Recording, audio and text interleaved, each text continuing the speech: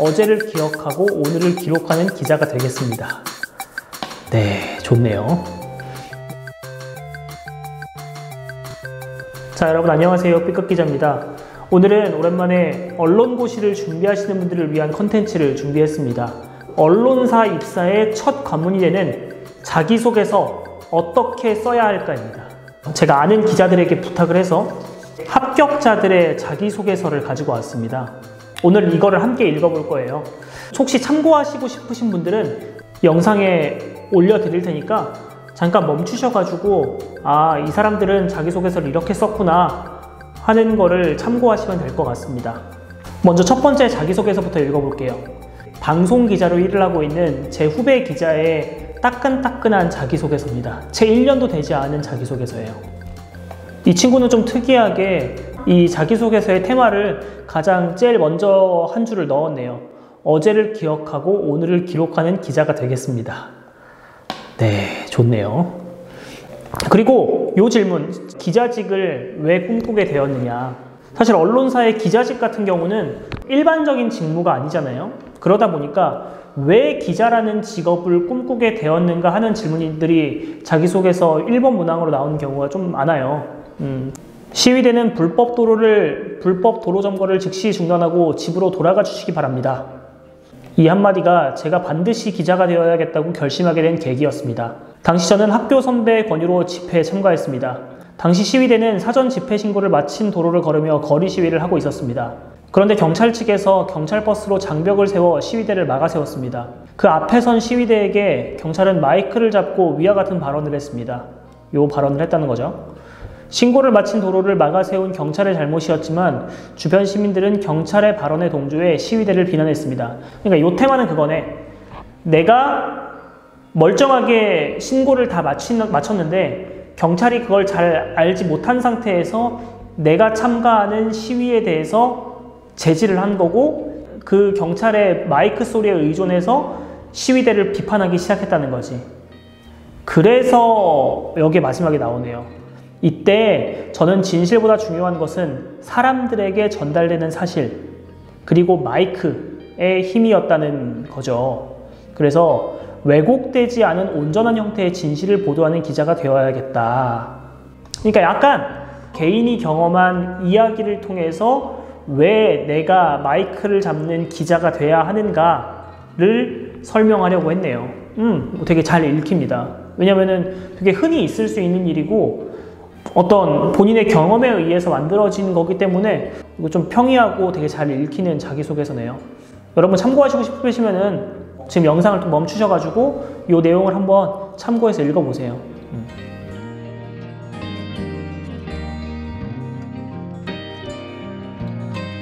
여러 언론사가 있는데 왜 우리 매체를 선택을 했는가? 왜 우리 매체에 지원을 했어? 라고 묻는 질문들이 정말 많죠. 뭐 갈 데 없으니까 온 거지 솔직히. 말이 나면 제주로 사람은 한양으로 보내라는 말이 있습니다. 대한민국 대표 경제지를 자부하는 한국경제는 자타공인 우리나라 최고의 경제 언론입니다. 한국경제는 뭐 좋은 선배고 뭐 누구나 가고 싶어하고 이런 거는 약간 조금 상도덕이지. 내가 지원하는 너희 회사가 정말 좋은 회사야. 나는 진짜 너희들의 그런 가치와 양질의 기사와 이런 것 항상 챙겨보고 있어. 이런 것을 살짝 터치해주는 거는 좀 매너라고 봅니다, 솔직히. 이런 거를 써주는 건 되게 좋아요. 그래서 저 역시 한국경제에서 함께 근무하고 싶어 지원하게 됐습니다. 근데 여기까지 보면은 이 친구는 한국경제TV를 선택한 게 아니야. 한국경제신문을 선택을 한 거지. 근데 뒷부분에 나옵니다. 왜 이 친구가 한국경제신문이 아니라 한국경제TV를 선택하게 됐는가? 그 중에서도 지면이 아닌 방송기자를 지망한 이유는 신문보다는 방송의 전파력이 커지고 있다고 생각하기 때문입니다. 아주 평이한 답변이죠. 좋아요. 물론 신문의 영향력은 예나 지금이나 여전히 강력하다고 생각합니다. 다만 TV가 라디오를 대체했고 유튜브가 TV를 대체하고 있는 만큼 한국경제TV는 지면에 비해 파급력의 확장성을 갖고 있다고 생각했습니다. 두 번째 항목에서의 논리 구조는 그거예요. 대한민국 대표 경제지인 한국경제를 조금 이제 칭찬해주는 메시지를 위해 좀 써주고 그 다음에 신문이 아니라 한국경제TV에 지원한 이유를 매체의 영향력으로 좀 풀어갔어요. 되게 그냥 뭐 쉽게 읽히고 되게 명료한 논리 구조인 것 같아요. 이 부분도 여러분 참고하시고 싶으시면은 한번 참고해서 읽어보세요.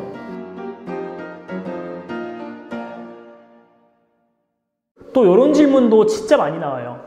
한국경제TV가 본인을 선발해야 되는 이유를 서술하시오. 근데 약간 이 친구는 중고 신입입니다. 경력이 좀 있어요. 경험이 좀 있어요. 본인의 강점을 가장 먼저 서술을 했네. 저는 신입의 마음가짐을 가진 준비된 지원자입니다. 준비된 지원자라 함은 내가 어떤 경험을 갖고 있고 어떤 커리어를 갖고 있다는 의미를 뜻하겠죠. 땡땡땡 부에서 기사 작성과 영상 제작 및 편집 업무를 담당했습니다. 그러니까 언론사에서 한 1년 6개월 일을 했다는 거야. 기자로서 뭐 어떤 코너의 기획 기사를 연재를 했다는 거지. 커리어를 쌓으면서 어떤 능력을 갖고 있다는 것을 앞에 간단하게 터치를 했네요. 그리고 여기가 좀 중요해. 성과를 보여줘야 되거든. 내가 뭘 했고 그래서 활동이 어떤 결과를 낳았는가를 서술해 주는 게 언론사도 마찬가지고 기업에서 원하는 자기소개서예요. 네가 어떤 경험을 해서 어떤 성과를 내었는가, 그게 필요한데 이 친구는 단독 기사를 썼다고 하네. 교사들의 학기 중 입대와 관련한 문제를 제기하는 단독 기사를 출고했대.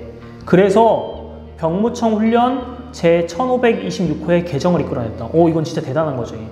그래서 본인이 이전 회사에서 했던 활동을 중심으로 나는 이런 능력을 가진 사람이니까 한국경제TV에 와서도 정말 잘 할 수 있다. 이런 걸 어필하는 거죠. 근데 사실 여기서 끝나면 좀 아쉬워. 왜냐면 그럼 그 회사에서 그렇게 잘했으면 그 회사 계속 있지. 왜 우리 회사 오려고 해? 이렇게 물어볼 수 있거든. 그래서 이 친구는 약간 뒤에 덧붙입니다. 나는 방송기자가 되고 싶다. 그래서 저는 방송기자가 되기 위한 준비도 꾸준히 해왔습니다. 방송기자의 역량은 전달력이다. 잘 말하는 능력도 중요하다고 생각한다. 아나운서 학원을 등록해서 6개월간 수강을 했고 아나운서 지망생들과 함께 뭐 스터디도 하고 뉴스 전달 수업도 받았다. 그러니까 신문 기자가 아니라 방송 기자로서의 어떤 역량도 가지고 있다는 걸 어필을 한 거네요.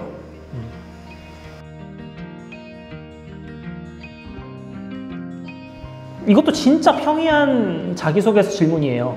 입사 후 포부. 왕이 되려는 자, 왕관의 무게를 견뎌라는 말이 있습니다. 우선 저는 한국경제TV의 바이런에 올리는 기자가 되기 위해 노력하겠습니다. 대한민국 대표 경제방송을 표방하는 한국경제TV의 바이라인은 공신력과 파급력을 의미합니다. 그러니까 여기도 약간 그런 내용이에요. 너희 회사가 이렇게 좋은 회사고 너희가 이렇게 대단한 회사니까 날 좀 받아줘. 약간 이런 부분을 약간 터치해 주는 거예요. 그래서 내가 앞서서 갖고 있는 역량, 뭐 방송기자로서 활동하기 위해서 아나운서 학원에 다닌 것, 스터디한 것, 그리고 이전 회사에 있으면서 단독 기사를 쓴 것, 뭐 이런 것들의 역량을 잘 발휘를 하겠다는 거지. 이런 것도 좀 중요하지. 선배들의 조언과 충고를 귀담아 들으며 이런 것도 중요해. 왜냐면 예전에도 한번 설명을 했지만 언론사라는 조직은 아무래도 조금 수직적이고 도제식 교육이 강하단 말이야. 근데 나는 새로운 인재로서 조직의 어떤 변화를 이끌어내고 뭐 이런 거를 말을 하면은 조금 안 좋게 볼 수도 있는데 이런 식으로 선배들의 충고와 경험을 100분 이해하고 그들의 가르침을 수용하겠다 하면은 이 친구는 우리 회사 와서 큰 분란을 일으키지 않을 자세가 되어 있구나 라는 거를 생각할 수 있겠죠. 나는 언론사 지망하는 친구들은 이런 표현들을 좀 써주는 게 조금 상도덕이 아닌가. 그리고 포부가 또 있네요. 두 번째 포부는 가짜뉴스를 근절하겠다.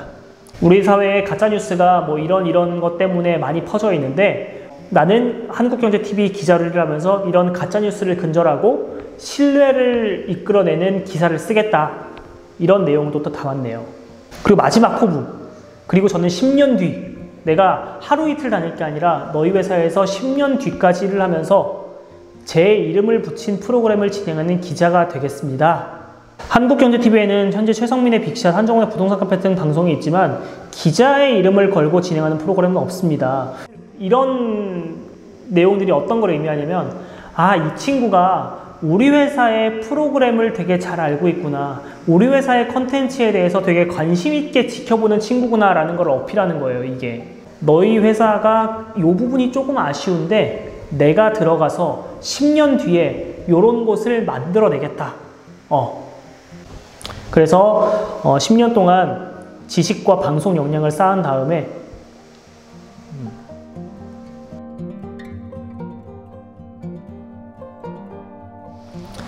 아무튼 이 친구의 자기소개서는 되게 평이한 질문에 제가 느끼기에는 되게 평이한 수준의 답변을 했는데 시선을 강탈하는 내용이나 어떤 불편하게 느껴지는 부분이 없이 뭐 쉽게 읽히기도 하고 딱 그 인사 담당자들이 보면 좋아할 만한 문구들로 가득 채워져 있어요. 그래서 실제 물어보니까 요 자기소개서로 이제 다른 매체들도 많이 합격을 했었다 하더라고.